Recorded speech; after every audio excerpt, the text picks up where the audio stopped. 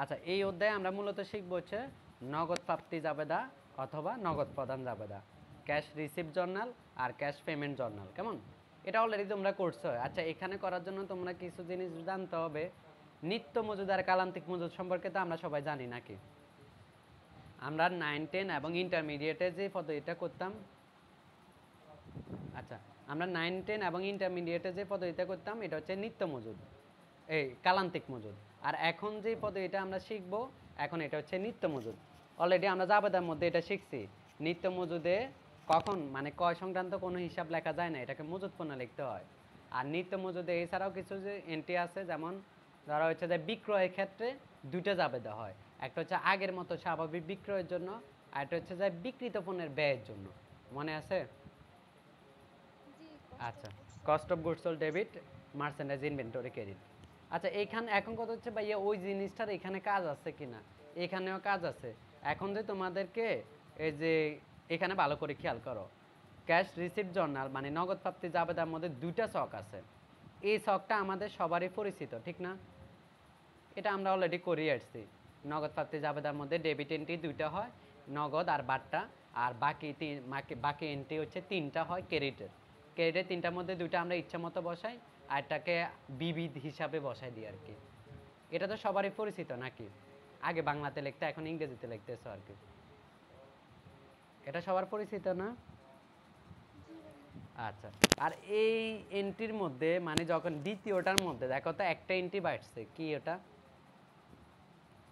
দ্বিতীয়টার মধ্যে জাস্ট একটা এন্ট্রি বাড়ছে, ওটা হচ্ছে যাই এই যে এই অংশটা, ঠিক না? ভালো করে খেয়াল করো তো, এই অংশটাই তো বাড়ছে, ঠিক না? আচ্ছা, তাহলে আমাদের যদি বলে যে কালান্তিক মজুদ মানে আগেরটা যদি বলে, তাহলে আমাদের আগের মতো করলেই হবে। মানে নগদ প্রাপ্তি জাবেদা আর নগদ প্রদান জাবেদা তো আমরা জানি। যত প্রকার নগদ টাকা পাইছি মানে জাবেদা হিসাবে যদি বলি নগদান হিসাব ডেবিট, ওই সংক্রান্ত লেনদেনগুলা দিয়ে আমরা নগদ প্রাপ্তি জাবেদা করি। আর যত প্রকার নগদ প্রদান করছি, যেমন আর জাবেদা দিয়ে যদি বলি নগদান হিসাব ক্রেডিট, ওগুলো হচ্ছে নগদ প্রদান জাবেদা যাবে। এখন ওই এই যে নগদ প্রাপ্তি জাবেদা বলি আর নগদ প্রদান জাবেদা বলি, এখানে টাকার এন্ট্রি হয় 5টা, টাকার গড় কয়টা হয়? 5টা। আচ্ছা, এখন নগদ প্রাপ্তি জাবেদা যখন করব, তখন নগদান হিসাবও ডেবিট হয়, বাট্টা হিসাবও ডেবিট হয়, প্রদত্ত বাট্টা আর কি, এখানে বাট্টা বলতে। আর বাকি তিনটা গড় ক্রেডিট হয়। আর নগদ প্রদান জাবেদা যখন করি, তখন নগদান হিসাব ক্রেডিট হয়, বাট্টা হিসাব ক্রেডিট হয়, আর বাকি তিনটা গড় ডেবিট হয়। এটা তো আমরা জানি, এটা 9, 10 বা ইন্টারে যেমনি করছে হুবহু সেম। এখন আমাদের কালান্তিক মানে পিরিয়ডিকটা কম আসবে। পারপেচুয়াল মেথডে যে অঙ্কটা আছে এটাই বেশি করবে, কারণ এই যে অনার্স লেভেলে বিবিএতে ধরা হচ্ছে যাই নিত্য মজুদকে বেশি প্রেফার করে, কালান্তিক মজুদকে এত বেশি করে না। ঠিক আছে, এখন থেকে আমরা নিত্যটাই বেশি করবো, নিত্য বা অবিরত মজুদ পদ্ধতি। তো পারপেচুয়াল মেথডে তোমার একটা এন্ট্রি একটা ঘর বাড়তি করতে হবে। ওটা কি? ওটা হচ্ছে cost of goods sold debit, merchandise inventory credit. এটা কোন এন্ট্রির জন্য? ওই যে আমরা যে সেল করবো না, প্রোডাক্ট যে বিক্রি করব, তখন দুইটা রেট থাকে, খেয়াল করছো? নিত্য মজুদে আমরা পণ্য বিক্রি করার ক্ষেত্রে দুইটা রেট থাকে না? মনে আছে? একটা হচ্ছে যায় কোনটা, একটা হচ্ছে বিক্রয় মূল্য, আর একটা হচ্ছে যে পণ্যটা বিক্রয় করলাম ওটার ক্রয় মূল্য, কস্ট অফ গুডস সোল্ড। কেমন? এখন এই কস্ট অফ গুডস সোল্ডের জন্য আমাদের আলাদা একটা কলাম করতে হবে। আর ওই কলামের ওই জাবেদাটা খেয়াল করো তো, সিনা মানে পরিচিত লাগে কিনা? বিক্রয়ের নিত্য মজুদে বিক্রয়ের দ্বিতীয় জাবেদা লিখে রাখছে না? নিত্য মজুদের বিক্রয়ে দ্বিতীয় জাবেদা না লিখছে এটা? আচ্ছা, ঠিক আছে, তাহলে আমরা শুরু করি। তাহলে গড় নিয়ে তোকে তাহলে কারো কোনো আপত্তি নাই। এবার আমরা বিগত সালে একটা প্রশ্ন দিয়ে শুরু করি। এই প্রশ্নটা ফিন্যান্স ডিপার্টমেন্টে আসছে 2014 সালে। কেমন? আচ্ছা, এই প্রশ্নে কি দিছে? ধরো স্যার 5-6টা এন্ট্রি দিছে, এরপরে তোমারে বলছে যে কি journalise the transaction in cash receipt journal. তাহলে কোন জাবেদা করতে বলছে? নগদ প্রাপ্তি জাবেদা। তুমি যদি নর্মাল জাবেদা করে বসে থাকো ডাবল জিরো দিবে। আচ্ছা, এটা যে নিত্য মজুদ নাকি কালান্তিক মজুদ মানে পিরিয়ডিক নাকি পারপেচুয়াল, তোমরা ধরতে পারবা কিনা দেখো তো। টাকা কালেক্ট করাকে অর্থায়ন বলে। ফিন্যান্সের ভাষায় মানে ব্যবসার জন্য তো টাকা কালেক্ট করাকে অর্থায়ন বলে। অর্থায় নেই। আচ্ছা আমি ক্লাস শেষ করে তোর বুঝাই দেবো, তুই যেটা যেটা বুঝিস না মার্ক করে রাখ। আচ্ছা বলো, এই যে এখানে কয়েকটা লেনদেন দিছে, এরপরে আমাদেরকে বলছে যে নগদ প্রাপ্তি জাবেদা করতে। আচ্ছা আমরা এখন কিভাবে করব দেখেন। প্রথমে বলো ঘর নিয়ে কারো কোনো আপত্তি আছে নি? দেখো তো ঘর পারবা কিনা? ঘর নিয়ে তো আপত্তি নাই নাকি? না। ঘর আমরা কি করব, প্রথমে তারিখের জন্য একটা ঘর, তারপরে হিসাব সমূহ ওই যে নগদান হিসাব ডেবিট না, তাহলে আমরা তো এখানে মূলত ক্রেডিট হিসাবগুলাই লিখবো, ঠিক না? তাহলে অ্যাকাউন্ট ক্রেডিটেড যে হিসাবগুলা ক্রেডিট হবে ওইগুলোর নামে তো লিখবো। এরপর ক্রেডিট দিকে 3টা আইটেমের নাম লিখবো, এই যে মানে যে কোনো 3টা। আর এরপর আমরা এখান দিয়ে লিখবো হচ্ছে cost of goods sold debit, merchandise inventory credit. এতদিন আমরা যে অঙ্কগুলা করতাম না এখানে, এগুলো এতটুকু পর্যন্ত ঠিকই করতাম, জাস্ট এই ঘরটা থাকতো না। এখন ওই যে নিত্য মজুদে করার কারণে, পারপেচুয়াল মেথডে করার কারণে এই ঘরটা আসবে। এটা হচ্ছে যায় শিকার জিনিস। আচ্ছা এখন কথা হচ্ছে কিভাবে কি করব দেখেন। প্রথম জাবেদা কি বলছে, মিস্টার তুহিন বিগেন ক্যাশ। আচ্ছা বিং ক্যাশ কত টাকা? 1,00,000 টাকা অ্যাজ ক্যাপিটাল। সহজ কথা হচ্ছে 1,00,000 টাকা নিয়ে এই ব্যবসা শুরু করছে। তাহলে এটা জাবেদা কি ভাইয়া? নগদান ডেবিট, মূলধন ক্রেডিট, ঠিক না? ক্যাশ ডেবিট, ক্যাপিটাল ক্রেডিট, এটাই তো। এটা জাবেদা তো সবাই পারেন, ক্যাশ ডেবিট ক্যাপিটাল ক্রেডিট। তাহলে আমরা এখানে কিভাবে বসাবো? ক্যাশে 1,00,000 টাকা বাড়াবো। আর ক্রেডিট কি? ক্রেডিট কি ক্যাপিটাল না? তাহলে আমাদের এখানে ক্রেডিট হিসাবে আমরা বিবি দর গড়ে, মানে ধরো একটা অ্যাকাউন্ট রিসিভেবল দেখলাম, একটা সেলস লিখলাম, আর সবগুলোরে ধরো বিবি দর মধ্যে দিয়ে দিলাম। তাহলে বিবি দর মধ্যে আমরা 1,00,000 টাকাকে ক্রেডিট দিলাম। এখন ভাই এটা কারণে কি মার্চেন্ডাইজ ইনভেন্টরি মানে কস্ট অফ গুডস সোল্ড এই কলামে কিছু হবে? এটা কারণে কি মার্চেন্ডাইজ ইনভেন্টরি বাড়ছে বা কমছে? কমে নাই তো, বাড়েও নাই, তাহলে বাদ, ওকে ঘরে যাবে না। প্রথম এন্ট্রিটা বুঝছো?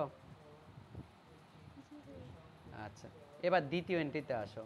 দ্বিতীয়তে বলছে যে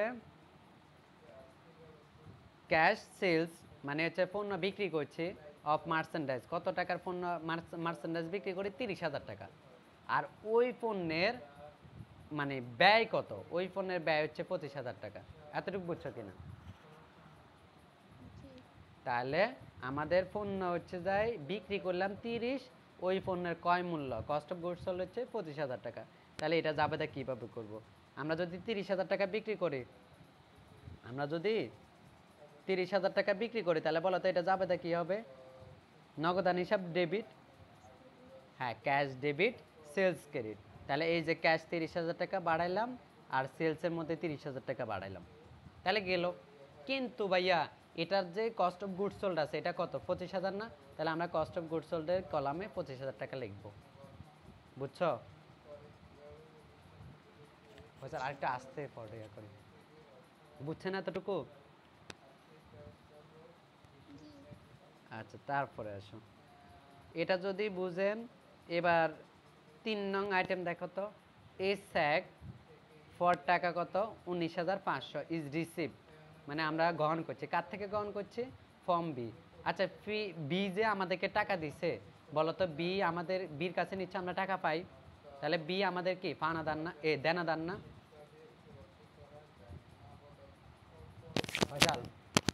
আসতে বলবো। আচ্ছা বি আমাদের কি দেনাদার না? আচ্ছা তাহলে এটা জাবেদা কি হবে? ক্যাশ ডেবিট, সরি ক্যাশ না, স্যাক না। আচ্ছা স্যাক এটা আমরা ক্যাশও ধরতে পারি, ক্যাশ ডেবিট আর অ্যাকাউন্ট রিসিভেবল ক্রেডিট, ঠিক আছে? Cash debit account receivable credit. আচ্ছা আবার এখানে আরেকটা কথা আছে, দেখো তো কি বলছে।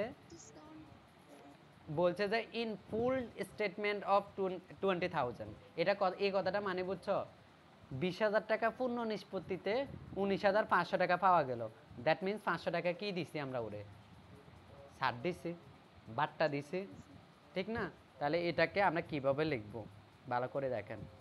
ক্যাশ বাড়ছে হচ্ছে 19,500 cash debit, account receivable credit কত টাকা? 20,000, ঠিক আছে।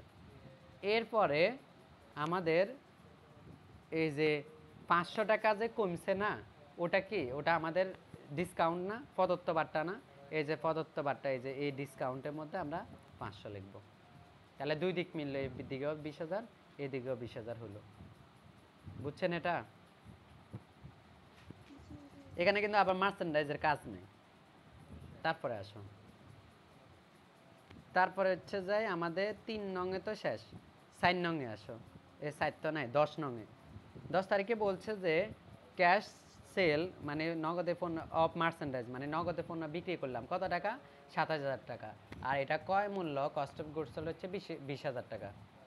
তাহলে এটার জন্য আমরা ওই যে সেম টু সেম 2 তারিখের মতো কাজ করব 10 তারিখে। তাহলে আমাদের কি হবে, এই যে নগদ টাকা বাড়াবো 27,000 টাকা, সেল বাড়াবো 27,000 টাকা। আর আমাদের পণ্যের মানে বিক্রি কস্ট অফ গুডস সোল্ড কত, বিক্রিত পণ্যের ব্যয় কত, 20,000 না? তাহলে কস্ট অফ গুডস সোল্ড আইটেমে আমরা 20,000 টাকা লিখবো। এতটুকু বুঝছো?